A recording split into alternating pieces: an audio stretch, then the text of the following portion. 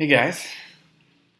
So now that we've gone through a bunch of different types of grammar questions, I want to present an overarching theory, which is to categorize questions. See questions as a type, as a category of question. As you know, the ear then grammar prediction sets you up for this.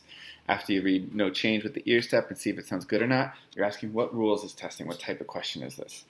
And the more you can start to categorize questions, the more easily it is to know exactly what types of right answers and wrong answers they're going to present you. And you'll just spot them quicker and you'll get even more accurate with your answers. So we're going to scroll through this test that we've been using, and we're just going to categorize the questions. And I'm going to give you a second to kind of guess, and then I'll tell you what it is. So when I pause, fill in what type of question you think it is, say it out loud to yourself, and start to get in the habit of categorizing questions. And as you can categorize questions, you're going to get so much more accurate, and you're going to move that much closer to basically perfect scores in the grammar section. So here we go. Question 1 is, I'll tell you what helps me categorize the questions, by the way. See, as you look at the answers, see all these periods in the middle? Underlined portion, halfway through the sentence or so. And then you look at the answers, and it's, different punctuation at this point in the sentence. Probably an IC-DC question, independent clauses, dependent clauses, and knowing exactly how to punctuate between ICs and DCs. Question 2 is A, rhetoric, underline the key phrase. And remember, the steps on those are to cover the answers. Underline the key phrases in the question to tell you exactly what the right answer must do. That's the same as a prediction. It's anticipating what the right answer must do. And 3, if the question mentions part of the passage, you go summarize it. So you'll see in question 2, it says, which one provides a detail that best leads into the description that follows in this paragraph. So that is part of the passage, the description that follows in this paragraph. So you're going to go read the description that follows in this paragraph, summarize it for yourself as part of your prediction. Okay, we need a detail that leads into that. I think it's a description of a light room, a dark room for photography. So you're going to say to yourself, all right, we need a detail that best leads into a description of a dark room. Then you check the answers. And the right answer is going to be way more obvious. And the wrong answers will be even more clearly wrong when you use that 3-step prediction. Cover the answers, underline the key phrase. It tells you what the right answer must do. And 3, if the question mentions part of the passage, go summarize it. Then look at the answers. Question 3 looks like simultaneously an IC-DC question, because we kind of have that underlined partway through a sentence. We might have to punctuate or make sure there's no punctuation if it was all an independent clause. And also, it's a compound adjective, compound noun, isolation and darkness. And we just know no comma goes in the middle of a compound subject, of a compound adjective, of a compound verb, a compound adverb, whatever it is, compound gerund. No comma right in the middle of the two elements of the compound subject, adjective, whatever. So that's probably testing that rule. Question 4, give me an IC-DC question. Which of these is not properly punctuating between IC and DC? That's what I think. Question 5. Apostrophes question. And on those questions, for any underlined noun, we ask, should it be singular or plural?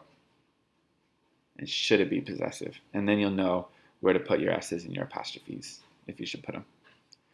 Question 6 is sentence, let me see, least relevant to the purpose of describing the narrative action. It's interesting. It's actually a rhetoric underline the key phrase question. Question 7. Underline verbs. On underline verbs questions, we're going to check subject-verb agreement and tense. To check subject-verb agreement, look for any prepositional phrase and non-essential clause, right just in front of the verb. Cross them out, read the sentence without it. And for tense, just read enough above and below to get a sense for when the story is happening, and then trust your ear in terms of what tense you think is probably right. Question 8.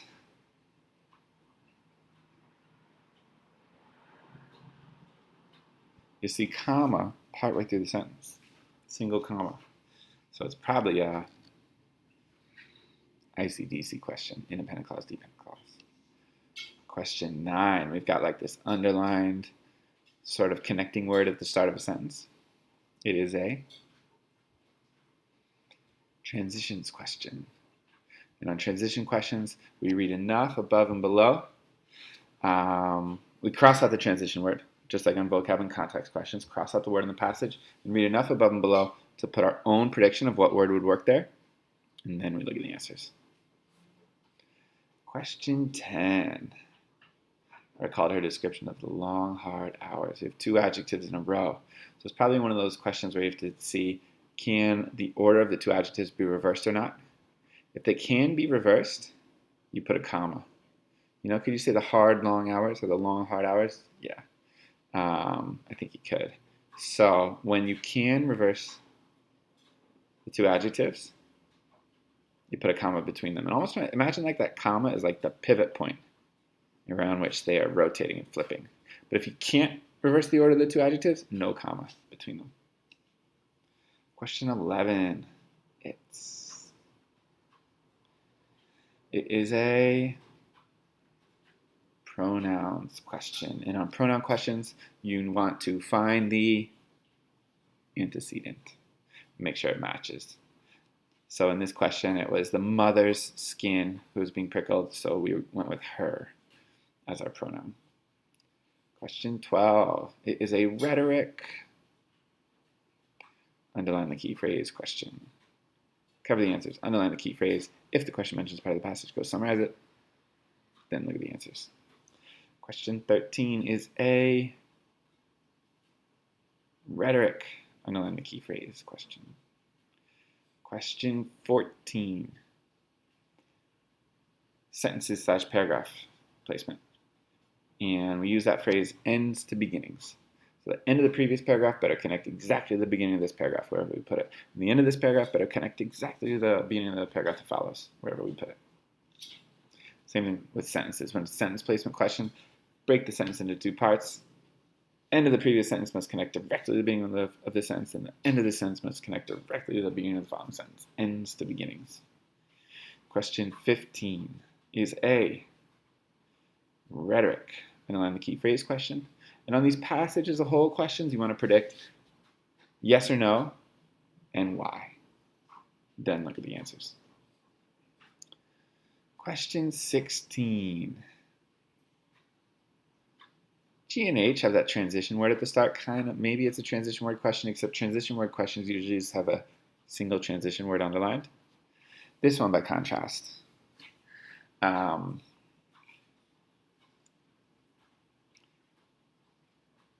actually an ICDC question. And it's all about that comma after 12 hours. You can see how after it, we've got an IC. I poked my head out the bulkhead door and explained this place is hot. So we basically, it's like we want to make sure we have the right DC, dependent clause, at the start of the sentence. So it's ICDC question. Most common grammar type on the grammar question on the test, ICDC questions. 17 is a rhetoric if the writer were to add or delete question. So if they're asking if we deleted the sentence, what would be lost? Read the sentence, predict what it does say.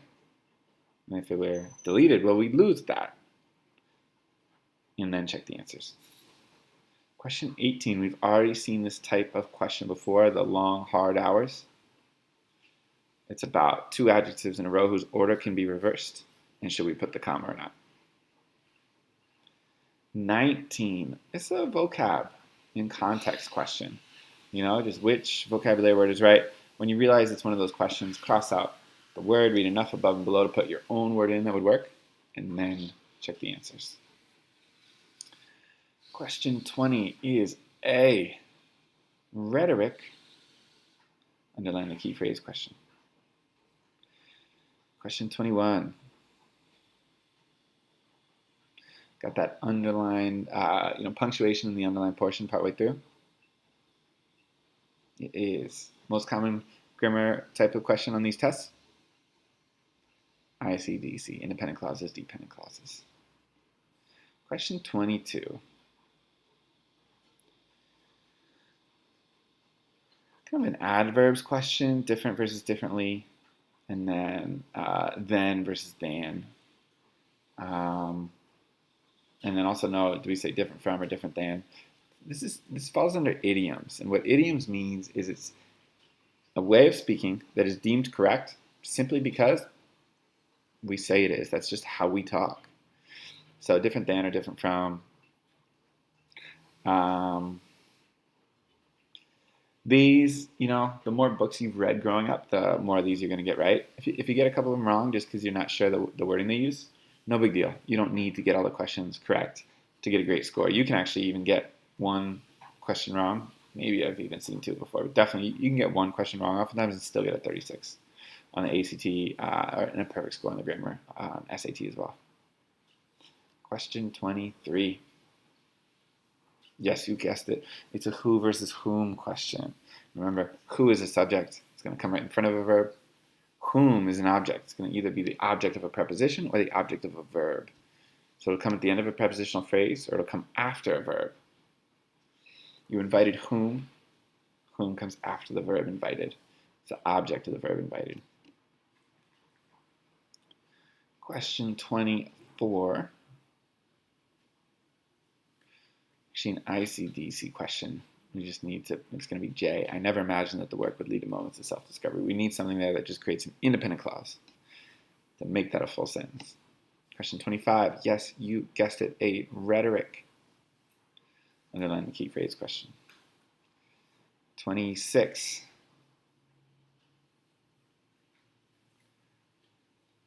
Looks like another ICDC question. Punctuation between two sentences. Got to make sure we got the right stuff going on with independent clauses and dependent clauses. 27. It's a lists question. Commas in a list. Could leave it at that. I think you'll get it right. Your ear's going to know how to do this one. 28. Rhetoric. Should the writer add or delete? So you're going to read enough to predict yes or no and why. 29.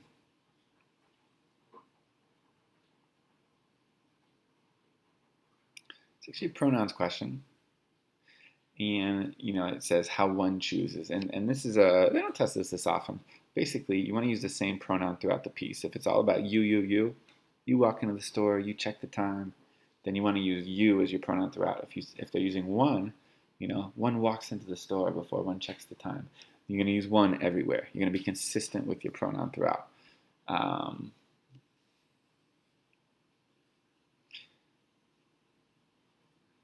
30. Suppose the writer's goal. So this is a rhetoric underline the key phrase question.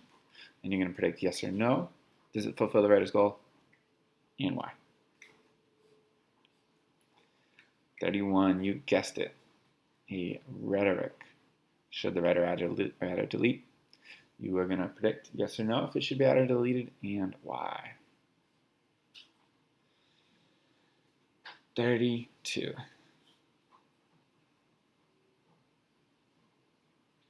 Looks like an ICDC question, maybe a little bit of essential, non-essential clauses. You'll see the occasionally has two commas around it. Remember, a clause is non-essential if you could take it out of the sentence, and the sentence basically means the same thing without it. So cross it out with your pencil. Read it without it. See if the sentence basically means the same thing without it. If so, we're going to surround the non-essential clause with two commas, two dashes, or two parentheses. 33 is a yes. Transitions question. So cross it out in the text, read enough above and below to put your own transition word in there that would make sense, and then check the answers. 34. 34 looks like a redundancy and wordiness question. And in these questions, all the wrong answers are repeating phrasing that was already used somewhere else in the sentence. Once you realize it's a redundancy and wordiness question, those questions are very easy. It's very easy to find the word or phrase in each of the answers that is being repetitive. It's saying something else that was already said in the sentence. 35, rhetoric. Should the writer add or delete? Read enough to make a prediction. Yes or no, and why. Keep it or delete it, and why. Then look at the answers. 36, exact same question. Should the writer add or delete? Predict yes or no, and why.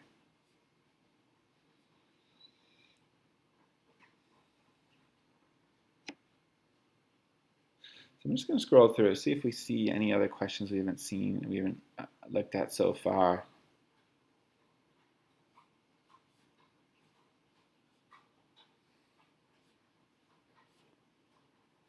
.46 we talked about in one of the other videos is a trick noun as adjective question / are they the only one in the world question. 48 features underline verb question. So on underline verb questions, again, we check subject verb agreement and tense. And as we do subject verb agreement, we cross out non-essential clauses, prepositional phrases right in front of the verb and read the sentence without it. So it would be this collection features the fiction, nonfiction, poetry, and drama. Okay, sounds great. And the way they would trick you is your brain would just see Oak's features. Right here, you would see Oak's features, and you'd be like, oh, that doesn't sound good. And you'd want to go for Oak's featured. But no, Oak's is not the subject. So we don't agree features with Oak's. We got to agree features with this collection. So crossing out the non-essential clauses and prepositional phrases right in front of the verb helps you really get these questions right every time.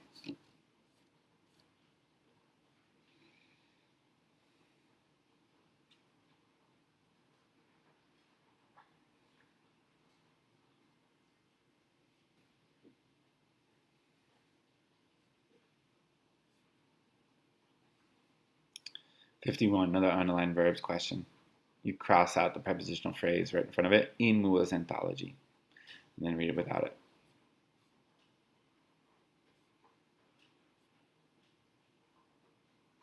.53, if the writer would add delete, they want to know if we deleted this phrase, what would be lost? Well, let's just say to ourselves, okay, what does this phrase add to the sentence? And if we deleted it, that's what would be lost. And then check the answers. 54, sentence placement question, ends to beginnings. Remember that. End of the previous sentence connects to the beginning of this sentence. End of the sentence connects directly to the beginning of the following sentence.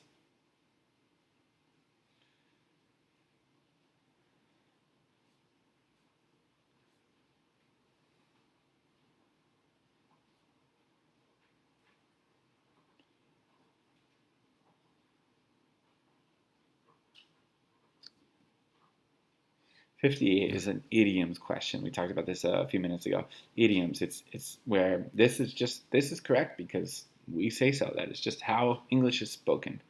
Trust your ear on these. Trust your instincts. And whatever answer your instincts first like is probably going to be the right one. If you start to stew on it and get in your head and dwell and doubt, you will start to attach a lot of anxiety to that first answer that you liked. And then you get scared of it, and then you just choose another one so you can escape the anxiety you created around that answer. And then you'll end up choosing the wrong one. You'll be like, oh, I knew it was the first one. So trust your instincts and be willing to choose the one that your instincts like first. These are really about kind of ear, trusting your ear questions, these idiom questions.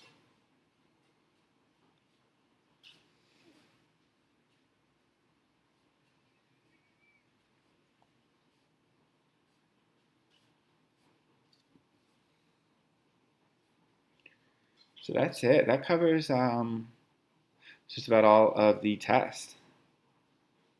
And the main theme here is as you are doing these practice sections, noticing questions, ask yourself what type of question this is, and that will get you much sharper in terms of expecting exactly the types of right and wrong answers that you're going to see. All right. Good luck categorizing questions as you get better and better with the grammar rules and doing these sections and noticing which types of questions you're seeing. And I guarantee as you can categorize questions better and better, your score is going to keep shooting up. Thanks, guys.